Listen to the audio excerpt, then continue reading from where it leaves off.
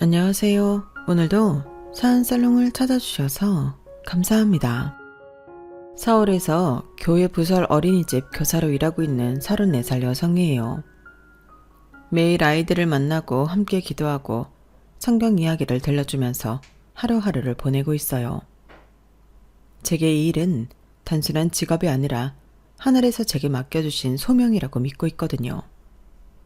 하지만 결혼 후 제 신앙과 직업은 예상치 못한 도전에 부딪히고 말았어요. 남편과 저는 2년 동안 연애를 했고 서로 사랑하는 마음으로 결혼을 약속했어요. 그런데 결혼 준비 과정이 그리 순탄하지만은 않았죠. 시어머니께서 처음부터 저를 반대하셨어요. 그 아가씨는 우리 집이랑 맞지 않아. 절대 안 돼. 시어머니는 제대로 된 이유도 설명해 주지 않았고 남편도 중간에서 애를 태웠죠. 저는 어머님을 한 번도 뵙지 못한 상태에서 반대부터 당하니 도대체 제 어떤 부분이 마음에 안 드는 것인지 고민했었어요. 제 직업 때문인가도 생각해봤지만 연애 기간 내내 남편의 집안은 무교라고 알고 있었거든요. 그런데 어느 날 시어머니가 갑자기 태도를 바꿔서 결혼을 허락한다고 하시더라고요. 엄마가 이제 더 이상 반대하지 않으셔. 드디어 우리 결혼할 수 있어. 남편은 그렇게 환하게 웃었고 저도 그 순간이 너무 기뻤어요. 그런데 갑자기 왜? 난 아직 시어머니를 만나 뵙지도 못해서 해드린 것도 그렇다고 잘해드린 것도 없는데 왜 갑자기 생각이 바뀌신 거래? 글쎄, 나도 그것까진 잘 모르겠어. 그냥 내가 꾸준히 설득한 게 빛을 발한 게 아닐까? 남편이 중간에서 애써줬다는 사실은 이미 충분히 알고 있었으니 그때는 저도 특별히 이상하게 생각하지는 않았어요. 하지만 돌이켜보면 더 자세히 물어봐야 했어요. 왜 갑자기 반대가 사라진 건지 말이에요. 걱정했던 것과는 달리 결혼까지의 과정은 생각보다 순탄했어요. 저를 반대했다던 시댁은 그 사실이 무색하게도 저를 따뜻하고 반갑게 며느리로 맞아주셨고 그 모습에 마음속에 남아있던 마지막 의문까지 남김없이 잊혀졌죠. 결혼 과정에서 조금 쎄했던 유일한 한 가지는 제가 처음 시댁에 인사드리러 갔을 때였어요. 그날 시댁의 분위기는 다정했고 시부모님은 물론이고 시누이까지 다들 살갑게 저를 맞아주셨죠. 하지만 이상하게도 집안에 유독 굳게 잠겨있던 한 방이 있었어요. 여긴 안방인가요? 제가 조심스럽게 물었을 때 시어머니는 순간 당황한 듯한 표정을 지었어요. 아, 그냥 창고 같은 곳이야. 정리가 미처 안 돼서 좀 엉망이라 열어놓기가 민망해서 그래. 그때만 하더라도 저는 별로 신경 쓰지 않았어요. 아직 가족이라기보다는 낯선 손님에 가까운 저에게 모든 방을 보여주기는 내키지 않으실 수도 있고 정리가 덜 된 창고나 손님에게 보여주기 민망한 사적인 공간이 있을 수도 있다고 생각했거든요. 하지만 그 방에 대한 의문은 결혼 후에도 머릿속 한편에 계속 남아 있었어요. 그리고 결국 그 비밀인 결혼 후 처음으로 시댁을 방문했을 때 제 눈앞에 모습을 드러냈죠. 그날 시댁에 도착하자마자 시어머니는 어색한 웃음을 지으며 저에게 차를 내주셨어요. 그런데 잠겨있던 그 방의 문이 아주 살짝 열려있는 걸 보게 됐어요. 안쪽에서 은은한 향냄새가 새어나오고 있었고 작게 흔들리는 촛불 같은 빛이 보였죠. 어머니, 저 방은 아직도 창고로 쓰시나 봐요. 제 질문에 시어머니는 순간 긴장한 듯 눈썹을 찌푸리셨지만 금세 태연한 표정을 지었어요. 어머 지연아, 그 방은 그냥 우리 집안의 오래된 공간이야. 신경 쓰지 말고 거기 가까이 가지 말어. 그 말을 듣는 순간 저는 등줄기를 타고 식은땀이 흘렀어요. 어딘가 모르게 그 방에 심상치 않은 기운이 느껴졌거든요. 그날 저녁 저는 남편에게 조심스럽게 물었어요. 여보, 저 방 대체 뭐가 있는 거야? 남편은 한참을 망설이다가 작게 입을 열었어요. 그냥 엄마가 오래전부터 쓰던 방이야. 신당 같은 그런 방이거든. 신당? 그 말을 듣는 순간 마치 머리를 망치로 맞은 것처럼 어질어질했어요. 결혼 전 그 방을 굳게 잠가놓고 보여주지 않았던 이유가 바로 그거였죠. 다음날 모두가 외출 준비로 분주한 사이 저는 그 방 앞에 섰어요. 문은 아주 살짝 열려 있었고 안에서 촛불이 흔들리며 은은한 주황빛을 내고 있었어요. 천천히 문을 밀고 들어갔죠. 그 안은 작은 사당 같았어요. 방 안에는 작은 제단이 있었고 그 위에는 각종 신령들의 그림과 동상이 놓여 있었어요. 구석구석에는 빛바랜 부적들이 가득했고 작은 향로에서는 여전히 연기가 피어오르고 있었어요. 제단 앞에는 낡은 방울과 붉은 천이 어지럽게 흩어져 있었고 천장에는 색색의 천들이 매달려 있었습니다. 그 순간 저는 숨을 쉴 수 없을 만큼 답답한 기분이 들었어요. 방 안은 무거운 공기로 가득 차 있었고 심장이 쿵쾅거리기 시작했죠. 지연아, 왜 거기 들어갔니? 등 뒤에서 들려온 어머님의 목소리는 낮고 떨려 있었어요. 저는 급하게 돌아서며 어머님을 마주봤어요. 어머님의 얼굴에는 당혹감과 약간의 분노, 그리고 무엇보다도 당황스러움이 서려 있었어요.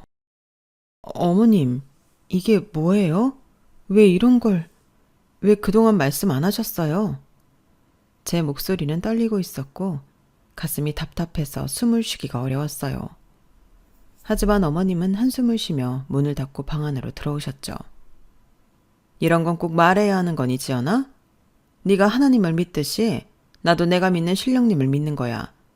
너한테 강요하려는 것도 아니고 이건 우리 집안의 오래된 전통일 뿐이야.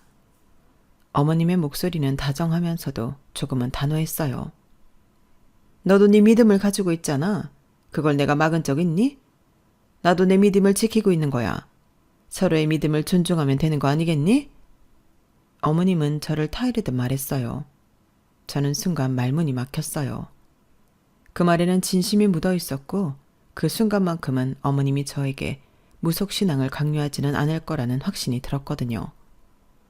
혹시나 내가 이 집안에서 내 신앙을 버리도록 압박받지는 않을까 걱정했던 마음이 조금씩 가라앉기 시작했어요. 어머님은 제 어깨를 토닥이며 문을 열고 저를 밖으로 이끌었어요. 방을 나서는 순간 저는 등을 돌린 채 작은 한숨을 쉬었죠. 집에 돌아오는 길, 저는 남편에게 참지 못하고 물었어요. 여보, 당신은 그 방에 대해 알고 있었던 거야? 남편은 운전대를 잡은 채 잠시 아무 말도 하지 않았어요. 차 안에는 어색한 침묵이 감돌았죠. 한참 후 남편이 입을 열었어요. 알고 있었어. 그런데 네가 알면 혹시 우리 집을 이상하게 보지 않을까 걱정됐어. 처음부터 말하려고 했는데 타이밍을 놓쳤어. 미안해. 남편의 목소리에는 진심 어린 미안함이 담겨 있었어요. 남편이 말을 이었죠. 어머니는 내 믿음을 존중하실 거야. 너한테 무속신앙을 강요하려는 건 절대 아닐 거야. 그건 내가 장담할 수 있어. 남편의 말에 저는 창밖을 바라보며 천천히 숨을 내쉬었어요. 사실 그날 신당을 본 순간에는 머릿속이 하얘지고 앞으로의 결혼 생활이 불안해졌었어요. 하지만 어머님의 말과 남편의 진심 어린 사과에 마음이 조금 누그러졌죠. 그래서 서로의 믿음을 존중하기만 하면 되잖아. 그렇게 생각하며 저는 마음을 다잡았어요. 하지만 이 작은 균열이 나중에 더 큰 갈등으로 번질 거라는 걸 그때는 몰랐어요. 어느 날 시댁에서 저녁 식사를 하고 있을 때였어요. 시어머니는 상을 차리며 저에게 툭 던지듯 말을 꺼냈죠. 얘야, 너는 아직도 그 교회 어린이집에서 일을 하는 거니? 어머님의 목소리에는 어딘가 미묘한 어색함이 섞여 있었어요. 저는 숟가락을 내려놓고 고개를 들었죠. 네, 어머님. 거기서 아이들을 가르치고 돌보는 게 정말 보람있어요. 매일매일 감사하면서 일하고 있어요. 어머님은 잠시 고개를 끄덕이더니 의미심장하게 입을 열었어요. 그런데 지연아, 그런 곳은 시설도 그렇고 복지도 부족하지 않니? 요즘은 사설 유치원들도 잘 돼 있어서 훨씬 안정적으로 일할 수 있을 텐데 굳이 교회 어린이집에서 일을 해야 할 이유가 있을까? 그 말에 저는 웃으며 대답했어요. 어머님, 저한테는 그곳이 단순한 직장이 아니에요. 아이들에게 신앙을 가르치고 올바른 가치관을 심어줄 수 있는 소중한 공간이거든요. 어머님은 제 말을 듣고 잠시 멈칫하더니 다시 입을 열었어요. 글쎄, 나쁜 건 아니지만 그런 곳은 좀 봉사하는 개념에 가깝지 않니? 네가 앞으로 더 나은 환경에서 일할 수 있으면 좋겠다는 생각이야. 봉사도 좋지만 네 미래도 생각해야지. 순간 가슴이 턱 막히는 기분이었어요. 봉사라니. 제가 아이들을 가르치며 느끼는 보람과 가치가 그렇게 보이는 걸까 싶었죠. 남편은 옆에서 어색하게 웃으며 중간에서 상황을 정리하려고 했지만 어머님은 이미 하고 싶은 말을 다 하신 상태였어요. 다 너 잘 되라고 하는 말이야. 너무 마음 쓰지 말고 한번 생각해봐. 저는 말을 아끼며 웃었지만 속은 쓰리고 답답했어요. 어머님과의 대화가 이어지던 중 시아버지가 숟가락을 내려놓으며 입을 여섰어요. 그동안 조용히 듣기만 하셨던 시아버지가 말문을 여니 식탁 위에 공기가 더 무거워지는 것 같았죠. 아가야, 나는 말이야. 솔직히 나중에 아이가 생기더라도 그런 어린이집에는 보내지 않았으면 좋겠다. 시아버지의 목소리는 차분했지만 단호했어요. 저는 순간 멈칫하며 시아버지를 바라봤어요. 그런 어린이집이라뇨? 어떤 의미로 말씀하시는 거예요? 아니 교회 부설 어린이집 같은데 말이야. 그건 아이한테 종교를 너무 일찍 주입시키는 거잖아. 어릴 때부터 한쪽으로만 치우쳐서 자라면 나중에 다른 선택을 할 기회도 갖지 못할 거 아니야. 어머님은 시아버지의 말을 듣고 가볍게 고개를 끄덕였어요. 두 분의 의견이 일치하는 모습이었죠. 맞아 여보, 나도 그 생각엔 동의해. 아이는 스스로 종교를 선택할 수 있는 자유가 있어야 해. 너무 어릴 때부터 교회에 보내고 성경 이야기를 들려주면 세뇌처럼 느껴질 수도 있지 않겠어? 남편은 숟가락을 쥔 채로 애써 어색한 웃음을 지었어요. 아버님, 어머님, 저는 세뇌할 생각은 없어요. 아이가 자연스럽게 신앙을 접하고 그 안에서 믿음을 키워갈 수 있도록 돕고 싶을 뿐이에요. 제게 신앙은 삶의 일부니까요. 제 목소리가 살짝 떨렸어요. 이 이야기가 불편했지만 제 신앙을 변명처럼 이해하고 싶진 않았거든요. 글쎄, 그래도 아이는 선택의 기회를 가져야지. 어릴 때부터 교회만 다니면 그게 선택이 아니라 그냥 주입이 되는 거 아니겠어? 그건 좀 위험하지 않을까? 시아버지는 조용하지만 강단 있는 목소리로 말씀하셨어요. 저는 그 말을 듣는 순간 마음이 조금 상했어요. 제가 믿고 따르는 신앙이 주입이나 세뇌처럼 들린다는 게 너무나 속상했거든요. 아버님, 저는 신앙을 강요하려는 게 아니에요. 아이가 자라면서 자연스럽게 믿음을 느끼고 스스로 선택할 수 있도록 돕고 싶을 뿐이에요. 그것이 진짜 신앙이라고 생각하니까요. 어머님은 제 말을 듣고는 작게 한숨을 내쉬며 숟가락을 내려놓았어요.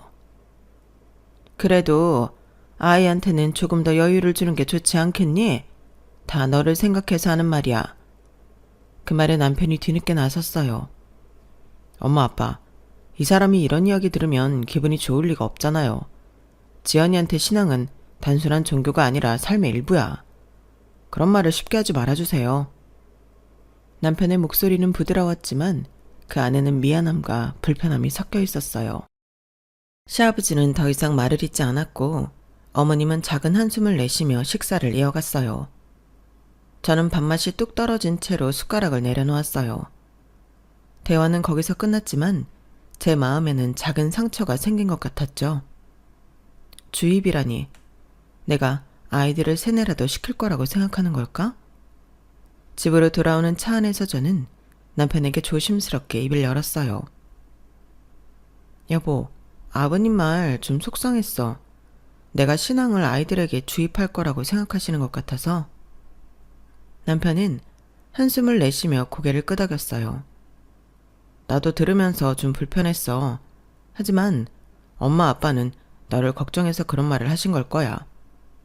우리 부모님 세대는 아직 그런 것에 대해 잘 이해하지 못하는 부분이 있잖아. 그럼 나는 늘 이해만 해야 하는 거야? 나도 내 믿음을 존중받고 싶어. 내가 하는 일이 내 믿음이 너무 가볍게 여겨지는 것 같아서 마음이 너무 불편했어. 남편은 제 손을 잡으며 말했어요. 미안해. 내가 좀 더 엄마 아빠랑 얘기해 볼게.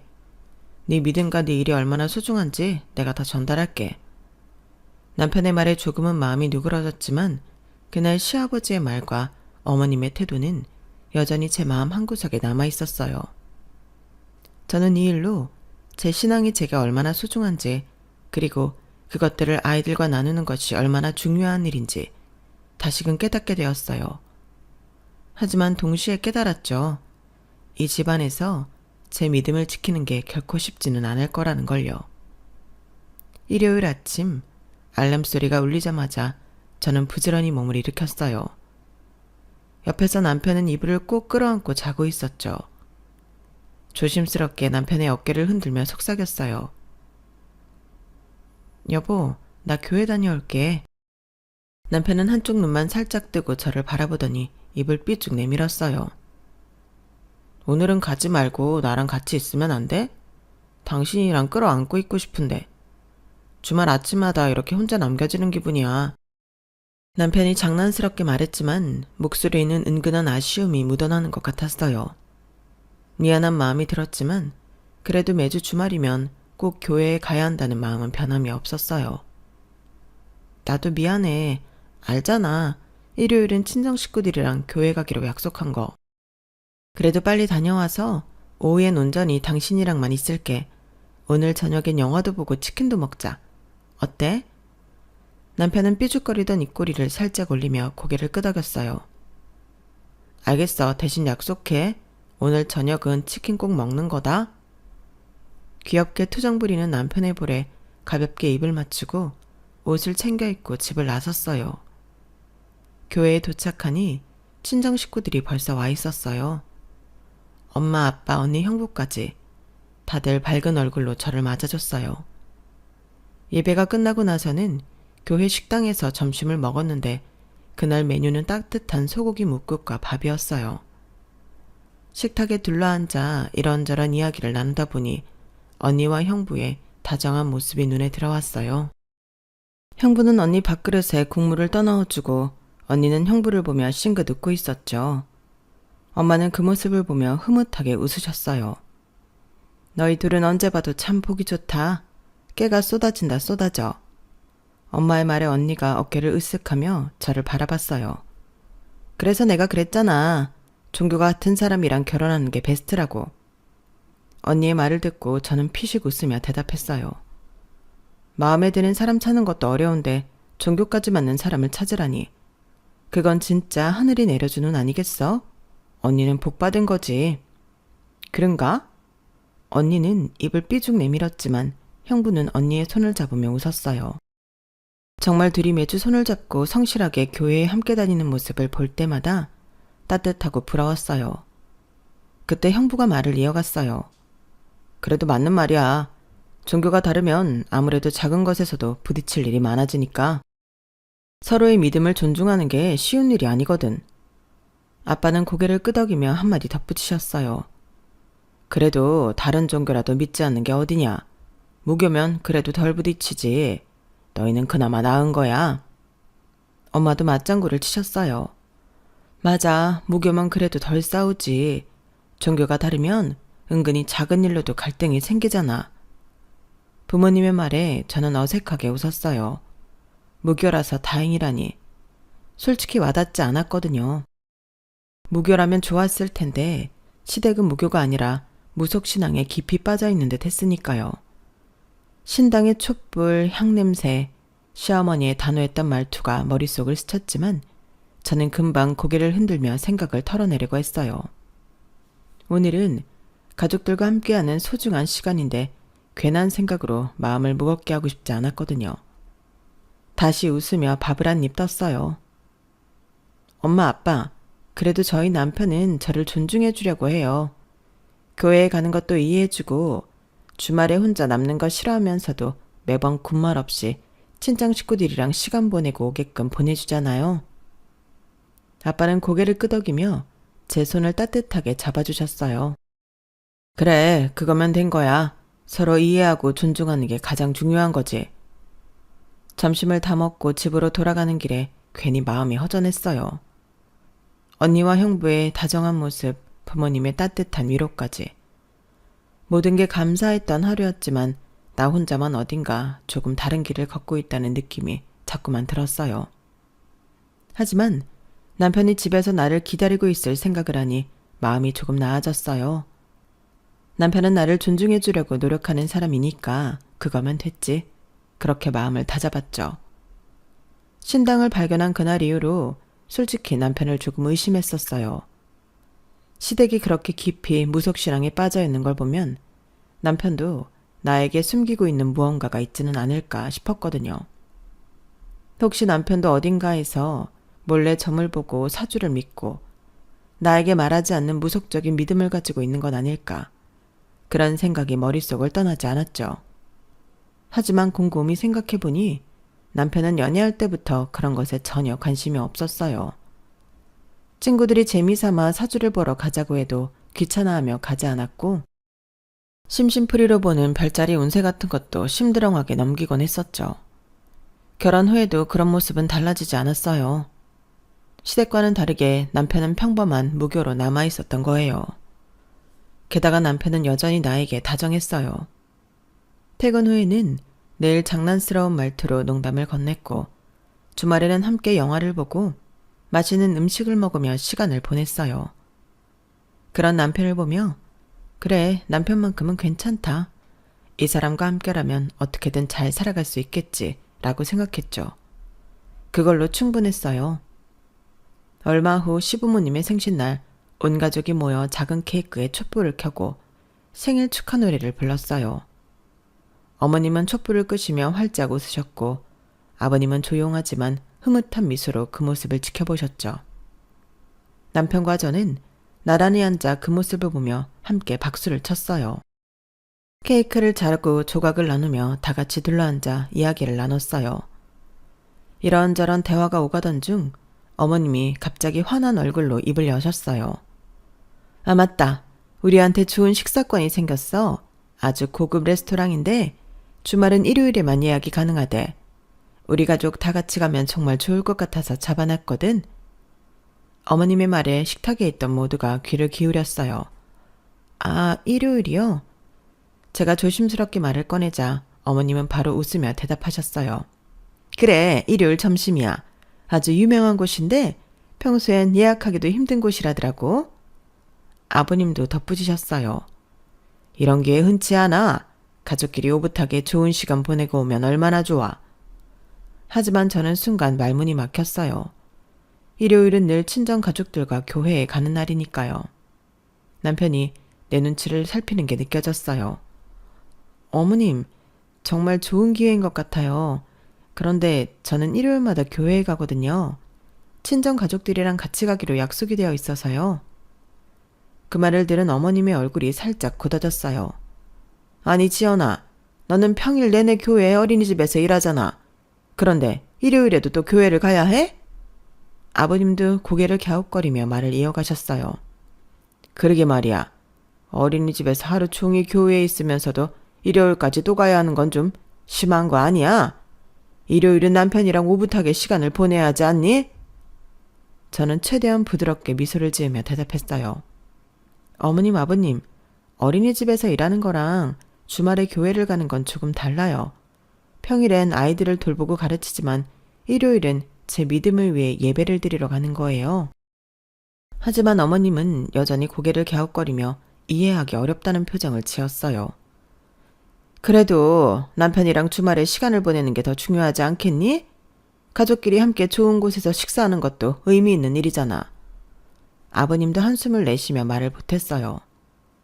이런 기회는 흔치 않아서 하는 말이야. 믿음도 믿음이지만 가족끼리 이런 좋은 시간을 보내는 것도 너희한테 좋은 추억이 될 텐데. 남편이 그제야 조용히 입을 열었어요. 엄마, 아빠, 이 사람이 일요일에 교회를 가는 건 저희끼리 다 합의가 되어 있는 부분이에요. 장인 장모님도 그렇고 이 사람한테는 교회가 정말 중요한 곳이니까요. 저도 그걸 존중해야 한다고 생각해요. 하지만 어머님은 남편의 말을 듣고도 쉽게 수긍하지 못하셨죠. 그래도 그럼 그동안 민수 너는 주말마다 혼자 있었던 거야? 얼마 되지도 않는 주말에 부부가 같이 시간을 보내는 게 당연한 거 아니니? 그렇게 쓸쓸하게 혼자 지내게 둘 거면 대체 결혼을 왜 한 거야? 어머님의 목소리에는 걱정과 서운함, 그리고 어딘가 날카로운 기운이 섞여 있었어요. 아버님도 다시 한번 덧붙이셨어요. 맞아. 부부라면 주말에 함께 시간을 보내야지. 가족끼리 함께하는 게 가장 중요한 거 아니겠어? 그 말을 듣자 저는 더 이상 아무 말도 할 수 없었어요. 남편은 저를 보호하려고 했지만 이미 마음속에 무언가가 내려앉은 것처럼 무거워졌어요. 정말 내가 잘못된 걸까? 일요일마다 남편을 혼자 두는 게 그렇게 잘못된 일이었을까? 그날 생신자리는 어색하게 끝났고 집으로 돌아오는 차 안에서 남편은 조용히 내 손을 잡았어요. 여보, 너무 신경 쓰지 마. 부모님이 그렇게 말씀하신 건 그냥 걱정돼서 그러신 거야. 내가 잘 말씀드릴게. 남편의 말은 따뜻했고 진심이 느껴졌지만 제 마음 한구석에는 여전히 씁쓸함이 남아 있었어요. 얼마 후 일요일 아침, 교회에 갈 준비를 하고 있는데 엄마한테서 전화가 왔어요. 엄마, 나 이제 나가는데 무슨 일이야? 엄마는 평소와 달리 목소리가 조금 떨리는 것 같았어요. 지연아, 이번 주 일요일에 김서방도 교회에 같이 오면 어떨까? 함께 점심 먹고 가면 좋잖아. 엄마의 목소리에는 어딘가 조심스러움이 느껴졌어요. 새삼스럽게 왜 갑자기 그런 말을 해? 엄마는 잠깐 망설이더니 한숨을 내쉬며 말을 이어갔어요. 아니면 둘이서 점심이라도 따로 먹고 가면 좋겠어.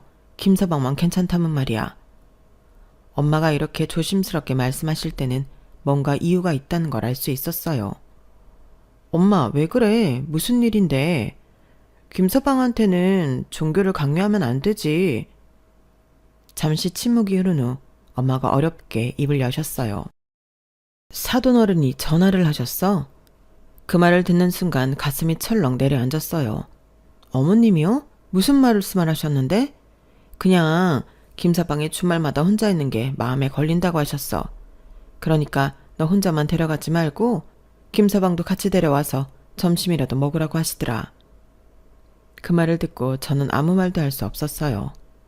결국 이렇게 되는구나. 아무리 설명해도 그분들에게는 내가 일요일마다 남편을 혼자 두고 친정 가족들과 시간을 보내는 게 이해되지 않는 거겠지. 그런 생각이 들더라고요. 그래서 반쯤은 포기한 심정이 됐죠. 여보, 나랑 교회 같이 가줄 수 있어? 남편은 갑작스러운 말에 당황한 듯 저를 바라봤어요. 갑자기 왜 그래? 나한테 교회 같이 가자는 말 한 번도 안 했잖아. 그게 엄마한테 전화가 왔어. 어머님이 엄마한테 전화를 하셨더라. 민수가 주말마다 혼자 있는 게 마음에 걸리신다고. 제 말이 끝나기도 전에 남편은 한숨을 쉬며 눈을 감았어요. 엄마가 장모님께까지 전화를 드린 거야? 진짜 왜 그러셨지? 남편은 난감해하면서도 고개를 절레절레 저었어요. 아니야 여보, 나는 괜찮아. 혼자 있어도 아무렇지 않아. 괜히 나까지 갈 필요는 없을 것 같은데? 하지만 저는 시부모님이 엄마께 전화를 했다는 사실 때문에 마음이 무거웠어요. 그래도 엄마가 괜히 마음 쓰실 것 같아서 그래 예배까진 안 드려도 돼. 그냥 점심만 같이 먹고 가도 괜찮아. 남편은 제가 친정 식구들 입장을 신경 쓰는 걸 눈치챘는지 잠시 생각하더니 고개를 저었어요. 아니야, 갈 거면 제대로 가야지. 밥만 먹으러 가는 건 좀 그렇잖아. 예배도 같이 드리고 점심도 같이 먹자. 그 말에 저는 깜짝 놀랐어요. 사실 남편이 그렇게 말할 거라고는 생각도 못 했거든요. 정말? 아침부터 같이 갈 수 있겠어? 남편은 웃으며 고개를 끄덕였어요.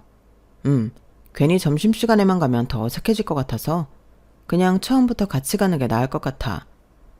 고마워 여보. 고맙긴. 오히려 내가 죄송하지. 그렇게 남편과 함께 일요일 아침 교회를 향했어요.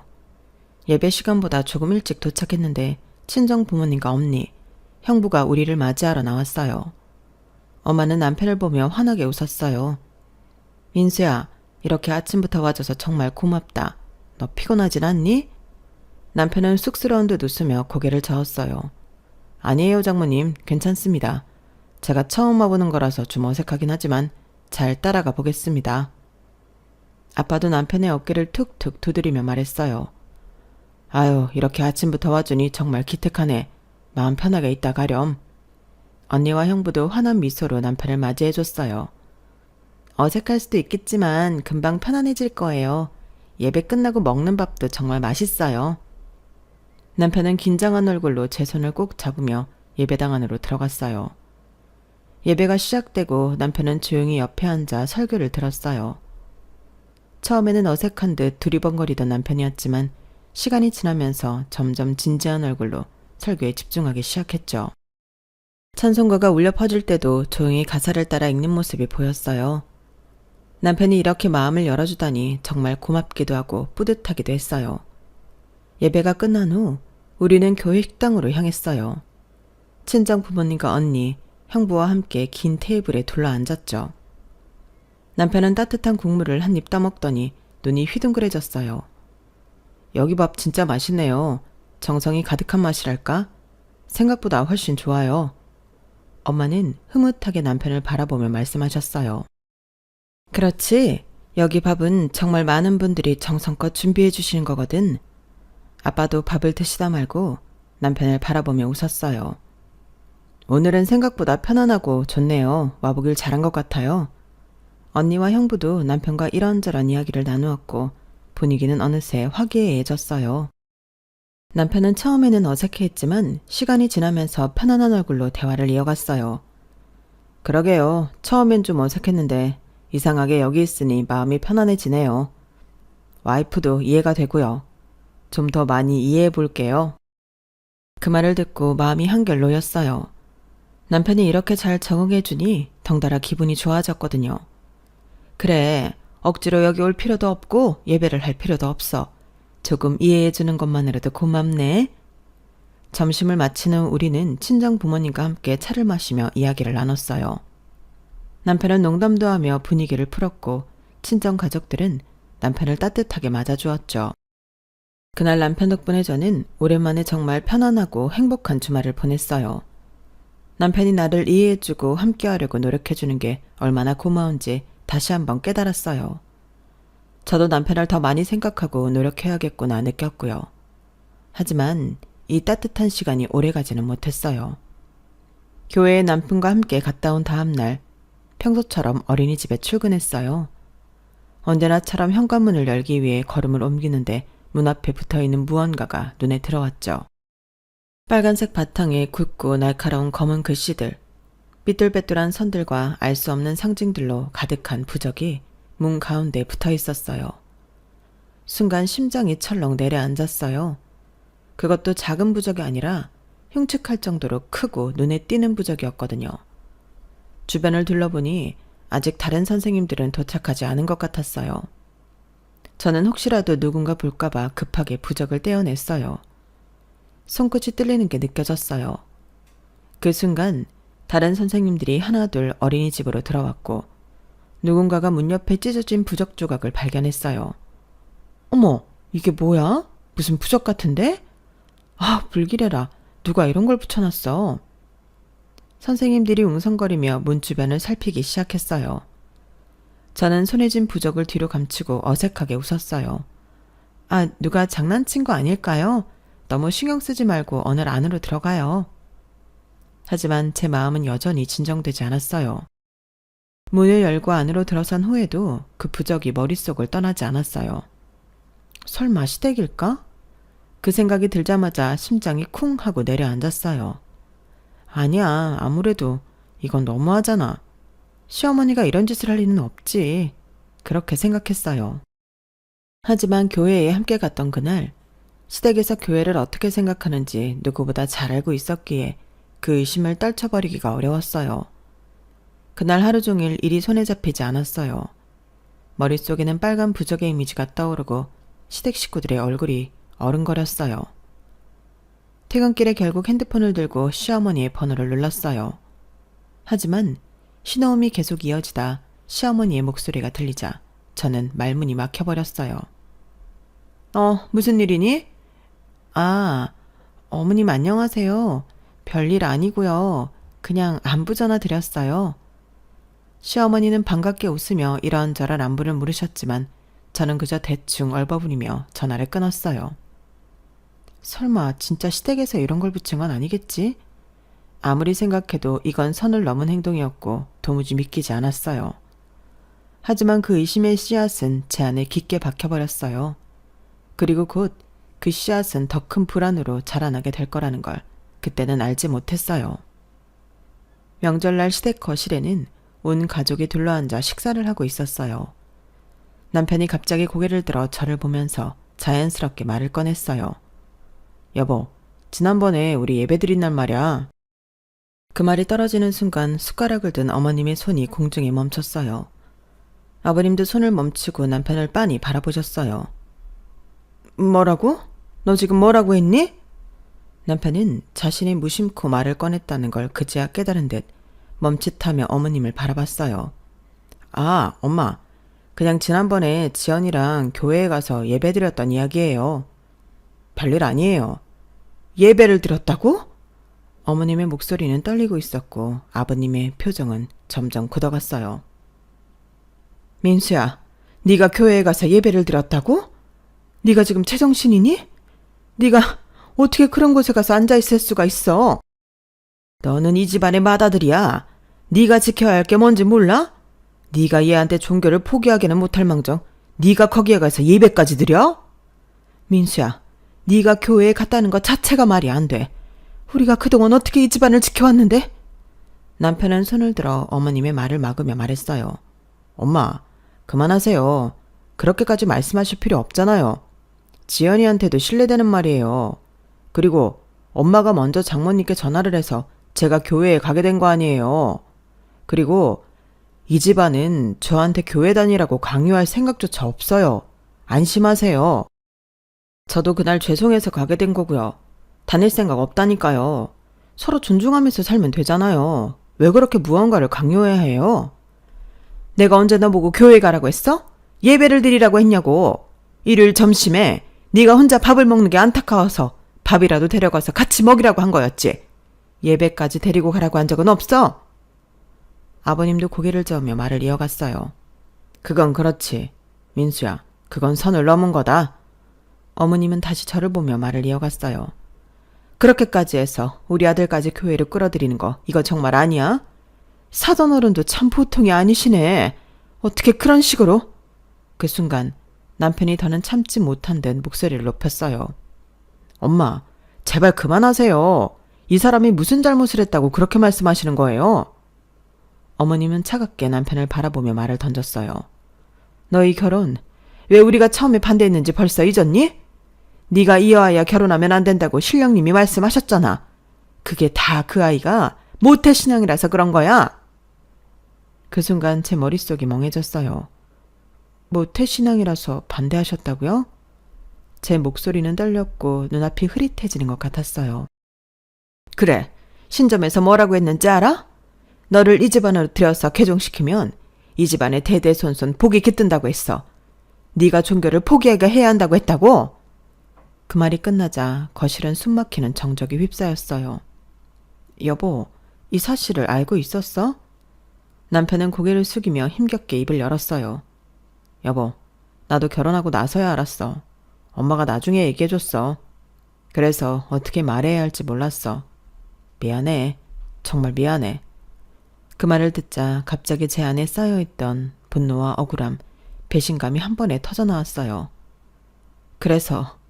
그래서 어린이집에 부적을 붙인 것도 어머님이세요? 결국 그게 어머님 짓이었냐고요? 제 목소리는 거실에 울려 퍼졌고 시어머니는 당황하며 시선을 피했어요. 그건 네가 우리 집을 위해 조금만 더 노력해줬으면 해서 그랬던 거야. 다 너를 위해서였어. 저를 위해서라고요? 제 직장 문 앞에 그런 걸 붙여놓고 사람들이 수군거리게 만들어놓고 그게 저를 위한 거라고요? 남편은 그제야 모든 상황을 이해한 듯 눈을 동그랗게 뜨고 시어머니를 바라봤어요. 엄마, 진짜 엄마가 어린이집에 그런 걸 붙이셨어요? 어떻게 그럴 수가 있어요? 하지만 시어머니는 말을 잇지 못하고 시선을 피했어요. 저는 더 이상 참을 수가 없었어요. 됐어요. 더 이상 이 집 꼴을 못 보겠네요. 저는 거침없이 시댁의 신당으로 향했어요. 남편과 시부모님은 급하게 저를 따라왔지만 저는 이미 신당에 문을 밀고 들어섰어요. 그곳은 여전히 촛불과 향 연기, 그리고 신령들의 그림과 불상이 가득한 공간이었죠. 저는 목에 걸려있던 작은 십자가 목걸이를 꺼내 불상 위에 걸어버렸어요. 어머님도 제 기분이 어떨지 한번 당해보세요. 시어머니는 그 광경을 보고 비명을 질렀어요. 안 돼! 안 돼! 신령님 앞에 그런 걸 걸어두면 안 돼! 시아버지도 당황하며 어머님을 붙잡았어요. 이건 아니야. 너 제발 그러지 마라. 하지만 저는 멈추지 않았어요. 신당 한가운데 켜져 있던 향초를 하나둘 꺼버리기 시작했죠. 당신들이 제게 했던 짓을 그대로 되돌려드리는 것뿐이에요. 저는 제 종교를 위해 이렇게까지는 하지 않았어요. 그런데 어머님은 제 직장까지 건드렸잖아요. 어머님은 바닥에 주저앉으며 손을 떨었어요. 우리는 저렇게 불순한 것에 손댈 수 없어. 저걸 떼줘 네가. 신령님이 노하시면 우린 다 끝장이야. 저는 비웃음이 나올 뻔했지만 참았어요. 그럼 이제 제 기분이 조금 이해가 되시나요? 저도 제 믿음으로 사는 사람이고 그걸 건드리면 어떤 기분인지 이제 아시겠어요? 어머님은 울먹이며 손을 모았어요. 제발 다시 원래대로 돌려놔줘. 향도 목걸이도 다 원래대로. 저는 시부모님을 내려다보며 천천히 말을 이었어요. 저에게 약속하세요. 앞으로 제 신앙에 대해서는 단 한마디도 하지 않겠다고. 남편에게까지 강요하지 않겠다고. 그리고 각서도 쓰세요. 다시는 저에게 이런 식으로 무속신앙을 강요하지 않겠다고요. 시어머니와 시아버지는 서로를 바라보다가 떨리는 손으로 종이를 가져와 각서를 썼어요. 남편도 옆에서 아무 말 없이 눈을 감았어요. 모든 것이 끝난 후 저는 천천히 불상에 걸어둔 십자가 목걸이를 떼어냈어요. 촛불과 향도 하나씩 다시 켰죠. 그제야 시어머니와 시아버지는 바닥에 주저앉은 채 숨을 몰아쉬었어요. 이제 됐어요. 더 이상 저와 제 믿음에 대해서는 언급하지 마세요. 저도 부모님의 믿음을 존중하고 응원합니다. 그날 이후 시부모님은 마치 정신을 차린 사람처럼 변했어요. 다시는 제 종교에 대해 말하지 않았고 어린이집에 부적을 붙이는 일 같은 것도 없었어요. 시댁에 갈 때마다 어머님과 아버님은 조심스레 저를 대했고 남편도 그날의 일을 마음에 깊이 새긴 듯 했어요. 남편은 어느 날 조용히 제 손을 잡고 말했어요. 엄마 아빠가 그런 이유로 결혼을 허락했던 걸 알았을 때 정말 충격적이었어. 더 일찍 말했어야 했는데 미안해. 저는 남편의 손을 꼭 잡아주었어요. 나도 알아. 당신은 그런 사람이 아니니까 괜찮아. 우리 둘은 이겨냈잖아. 그걸로 충분해. 서로 존중하면서 살면 되지. 그날의 일은 제게 평생 잊지 못할 상처이자 교훈으로 남았어요. 믿음이란 건 그저 개인의 가치관이나 취향 같은 게 아니었어요. 그저 저라는 사람을 이루는 가장 깊은 뿌리였고 그것을 뽑아내려 했던 그날의 사건들은 제 마음을 깊게 핥혔죠. 하지만 그날 저는 깨달았어요. 신앙은 강요로 이루어지는 게 아니라 스스로의 선택과 마음에서 비롯된다는 것도요. 남편은 결국 제 편이 되어주었고 시부모님도 더 이상 제 믿음에 대해 언급하지 않았어요. 완벽하게 이해받은 건 아니었지만 적어도 더는 건드리지 않겠다는 약속을 받아냈으니까요. 누군가의 믿음을 바꾸려는 행동이 얼마나 폭력적일 수 있는지 그리고 그 과정에서 얼마나 큰 상처를 줄 수 있는지를 깨달았습니다. 저는 여전히 매주 일요일 교회에 가고 제 믿음을 따르며 살아가고 있어요. 그리고 제 옆에는 남편이 그리고 믿음을 존중해주는 가족들이 있어요. 그걸로 충분합니다. 이 작은 평화가 저에게는 그 어떤 복보다 소중한 선물이니까요. 저도 시부모님 잘 모시며 현명하게 잘 살아가도록 노력해야죠. 제 이야기 들어주셔서 고맙습니다. 집안에 항상 행복이 가득하시길 바랍니다. 여러분, 사연 댓글에 응원과 현명한 조언 부탁드려요. 좋아요와 구독은 저에게 큰 힘이 됩니다. 오늘도 좋은 일 가득하세요.